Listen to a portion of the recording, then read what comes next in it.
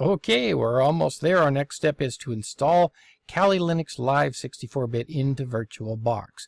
So I'm going to start up VirtualBox. And here it is. I will click the machine up here at the top and new. We're going to create a new virtual machine. I'll call it Kali Linux. Where do I want this virtual disk to exist? Now, it will make a virtual disk even though we're going to run the live version. There won't be much in it, but it will make one. And I want it to be in another place. So I'm going to select Other. And I'm going to choose D, Documents.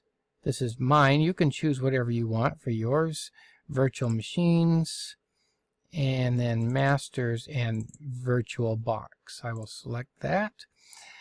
We are running a Linux. This is a Kali Linux is a Linux, of course, and on the version I'm going to choose Debian 64-bit. That's because Linux was built on the Debian distro. I'll click Next. Next, we want to know how much memory we want to give it, and I'm going to say 4 gigabytes or 4096 megabytes. Now, I have 32 gigabytes on my machine. You may not have that much, so you may want to choose 2 or 1. However, be aware that the lower this number, the slower it will run. On the other hand, it also takes memory away from your host machine while you're using it. So 4 is good for me. You'll have to make that decision on your own. Next, and then create a virtual hard disk now. Yes, and it's going to suggest 8 gigabytes. I won't really need 8 gigabytes. VDI.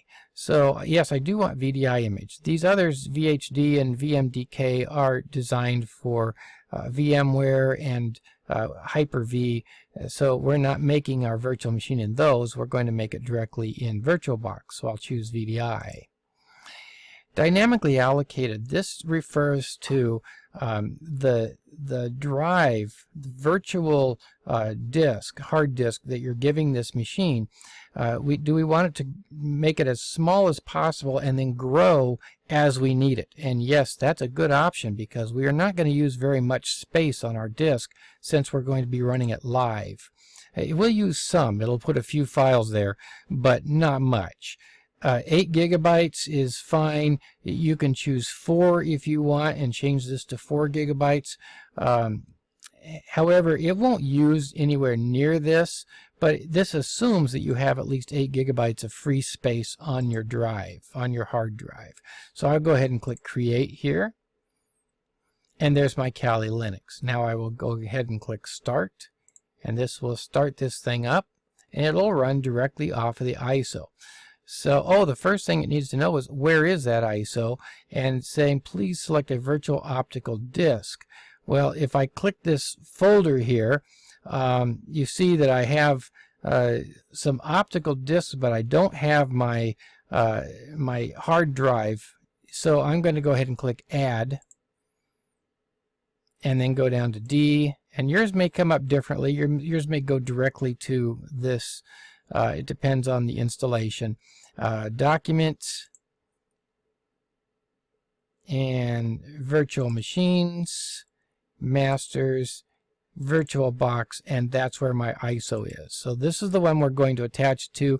I will not be able to delete this ISO file as long as I want this machine, which is going to exist in this folder, to be able to run. This has to be there because it's running live right off of this ISO. I will go ahead and say Open and choose and Start. Now it's going to bring up my machine. I want to run it live. You do see I have installers here, but I'm not going to use the installers. Again, that's going to take like 2 hours and use 80 gigabytes of space. In fact, it would fail if I tried it at this point. I'm going to click here because right now this cursor is associated with this host machine, not with this machine here. So by clicking inside this window, I'm associating it with that, and here's the warning to tell me that I'm doing that and that the right control key is the one that I use to get back out of it again if I want to. So now that I'm in this, and I have no cursor control right now, which is interesting, so I'm just going to click the Enter key on the keyboard, and that will run this thing. Now it won't take very long before this is up, because all it's doing is running directly off of that ISO. It is not installing it. So it will be very, very quick. And you can already see the Kali Linux logo here, and in a moment you'll also see the desktop. We're going to go through some acrobatics here before it gets to that. And there's my cursor back again. And here comes my desktop. It is done and ready to run. So this is not like your Windows machine. You may want to get used to it. Up here in this upper corner, that little blue thing, that's actually where the menu is. And this is what we're going to look at throughout this, this lab.